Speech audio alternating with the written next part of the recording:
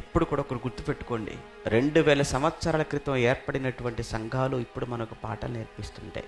మన సంఘం రాబోతున్నటువంటి సంఘాలకు, రాబోయేటువంటి విశ్వాసులకు మనం ఏమి నేర్పించి వెళ్ళిపోదాం అనుకుంటున్నాం? ఒక యెరూషలేము సంఘం మనకు నేర్పించింది మంచి పాఠాలు, ఒక అంత్యోక సంఘం కొన్ని సంగతులు నేర్పించింది, ఒక ఫిలిప్పి సంఘం రాత్రి చాలా విషయాలు మనకు నేర్పించింది.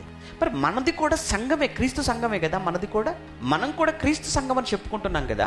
మరి మన సంఘం లేదా మనం రాబోయేటువంటి సంఘాలకు, రాబోయే తరాల వారికి మనం ఏవి నేర్పించాలనుకుంటున్నాం? ఏవి నేర్పించి వెళ్ళిపోవాలనుకుంటున్నాం?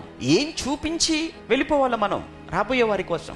నాకు తెలిసి చెప్పాను కదా, ఈ రోజున సంఘాలు ఎలా ఉన్నాయనంటే, ఎలా ఉండాలో చెప్పటానికి మాదిరిగా లేవు, ఎలా ఉండకూడదో చెప్పడానికే మాదిరిగా ఉన్నాయి. మీకు అర్థమైందా ఈ మాట?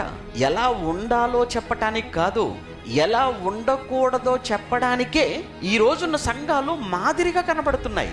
ఇదిగో ఆ సంఘంలో అస్సలు ఉండకూడదండి. ఎందుకు? ఏముంది ఆ సంఘంలో? ఎప్పుడు కలహాలు, కక్షలు, గొడవలు.